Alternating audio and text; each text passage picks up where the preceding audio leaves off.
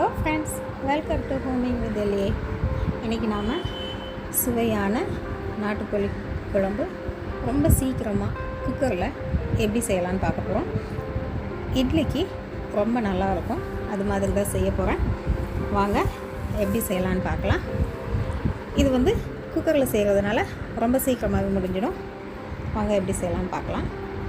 First குக்கரை heat பண்ணிவிட்டு, cooker heat ஆன உடனே 2 ஸ்பூன் ஆயில் எடுத்துக்கலாம்.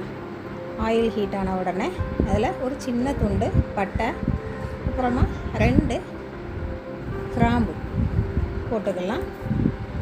இது ரெண்டும் நல்லா வெடித்த உடனே 2 பெரிய வெங்காயத்தை பொடிசாக கட் பண்ணி சேர்த்துருக்கேன். இதை நல்லா வதக்கிக்கலாம். கொஞ்சம் ஓரளவு வதங்கின உடனே இஞ்சி பூண்டு பேஸ்ட்டு சேர்த்துக்கலாம். இதையும் கொஞ்சம் நல்லா அந்த மணம் வர வரைக்கும் வதக்கி எடுத்துக்கலாம். இந்த இஞ்சி பூண்டு மணம் நல்லா வர ஆரம்பிச்சிடுச்சு. இப்போ இது கூட 2 பெரிய தக்காளி பொடிசாக நறுக்கி அதையும் சேர்த்துக்கிட்டேன். இப்போ இதையும் நல்லா வதக்கிக்கலாம். நான் ரொம்ப வதங்க விடலை, ஏன்னா நம்ம குக்கரில் தான் வைக்க போகிறோம் அப்படிங்கிறதுனால ரொம்ப வதக்கலை. ஓரளவு வதங்கின உடனே ஒரு 1/2 kg சிக்கனை இதில் ஆட் பண்ணிவிட்டேன். நாட்டுக்கோழிங்கிறதுனால வேகிறதுக்கு டைம் எடுக்கும். ஸோ நம்ம குக்கரில் செஞ்சோன்னா நல்லா வெந்துடும். அதே சமயம் நமக்கு வேலையும் கொஞ்சம் குயிக்காகவே முடிஞ்சிடும். எல்லாம் ஒன்றா போட்டு நம்ம மூடி வச்சுட்டு விசிலுக்கு மட்டும் வெயிட் பண்ணால் போதும். ஸோ இப்போ சிக்கன் ஆட் பண்ணி நல்லா மிக்ஸ் பண்ணியாச்சு.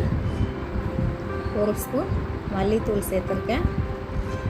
1/2 ஸ்பூன் மிளகாத்தூள் சேர்த்துருக்கேன். அதுக்கப்புறமா கரம் மசாலா 1 ஸ்பூன் சேர்த்துருக்கேன். அப்புறமா இன்ஸ்டன்ட் சிக்கன் மசாலா ஒரு 1/2 ஸ்பூன். எல்லாமே டீஸ்பூன் தான், கொஞ்சம் கொஞ்சமாக சேர்த்துருக்கேன். அப்புறம் மஞ்சள் ஒரு 1/2 டீஸ்பூன் சேர்த்துருக்கேன். இப்போ இந்த குழம்புக்கு தேவையான உப்பு எல்லாமே உள்ளே போட்டு நம்ம நல்லா மிக்ஸ் பண்ணி தேவையான அளவு தண்ணியும் ஊற்றி மூடி வச்சிடலாம். நம்ம பக்கத்துலேயே நின்று செஞ்சுட்டு இருக்கணும், தேவையில்லை. இப்போ தேவையான அளவு தண்ணி ஊற்றியாச்சு. நல்லா மிக்ஸ் பண்ணி விட்டுட்டு குக்கரை மூடி ஒரு 5 விசில் வெயிட் பண்ணால் நமக்கு போதுமானது. பாருங்கள், நல்லா மிக்ஸ் பண்ணிவிட்டேன். இப்போ குக்கரை எடுத்து மூடி வச்சிடலாம். மூடி வெயிட் போட்டுடலாம். வெயிட் போட்டுட்டு ஒரு 5 விசில் நான் வெயிட் பண்ணுறேன். இப்போ இதில் 5 விசில் வர்றதுக்கு முன்னாடி நம்ம தேங்காய் பேஸ்ட் பண்ணி வச்சுக்கலாம். ஒரு 2 துண்டு தேங்காய் எடுத்துருக்கேன். இதை பொடிசாக கட் பண்ணி ஒரு மிக்ஸி ஜாரில் சேர்த்துருக்கேன்.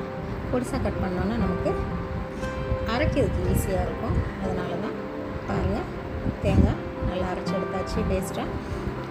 இப்போ குக்கரில் 5 விசில் முடிச்சு ஸ்டீம் எல்லாம் போயிடுச்சு. இப்போ திறந்து பார்க்கலாம். நல்லா திறக்கும் போதே மனம் கமகமான்னு வரும். நல்லா வெந்துடுச்சு, பார்த்தாவே தெரியுது. சிக்கன் நல்லா வெந்துடுச்சு. இப்போ நம்ம அரைச்சி வச்சுருக்க இந்த தேங்காய் பேஸ்ட்டை உள்ளே சேர்த்துக்கலாம். இந்த தேங்காய் பேஸ்ட் ஆட் பண்ணுறது நம்மளுடைய இஷ்டம் தான். தேவையானா நீங்கள் சேர்த்துக்கலாம். நான் எப்போதுமே சிக்கனில் தேங்காய் சேர்த்துப்பேன். தேங்காய் சேர்த்து ரொம்ப நேரம் கொதிக்க விடக்கூடாது. கொஞ்சம் ஒரு கொதி லைட்டாக வந்துட்டுனா போதும். நம்ம நறுக்கி வச்சுருக்க கொத்தமல்லி தலையை அதில் போட்டு ஆஃப் பண்ணிடலாம். ஸ்டவ் ஆஃப் பண்ணி மூடி வச்சிடலாம். பாருங்கள், இட்லிக்கு தேவையான சிக்கன் குழம்பு ரெடி ஆயிடுச்சு. ரொம்ப ஈஸியாக, சீக்கிரமாக, அதே சமயம் டேஸ்ட்டாக வந்திருக்கு. நீங்களும் செய்து பாருங்கள். உங்களுக்கு கண்டிப்பாக பிடிக்கும். பிடிச்சிருந்ததுன்னா லைக் பண்ணுங்கள், ஷேர் பண்ணுங்கள், சப்ஸ்கிரைப் பண்ணுங்கள். உங்களுக்கு இந்த வீடியோவில் ஏதாவது டவுட் இருந்தால் கூட நீங்கள் கமெண்ட் பண்ணுங்கள் ஃப்ரெண்ட்ஸ். தேங்க்யூ.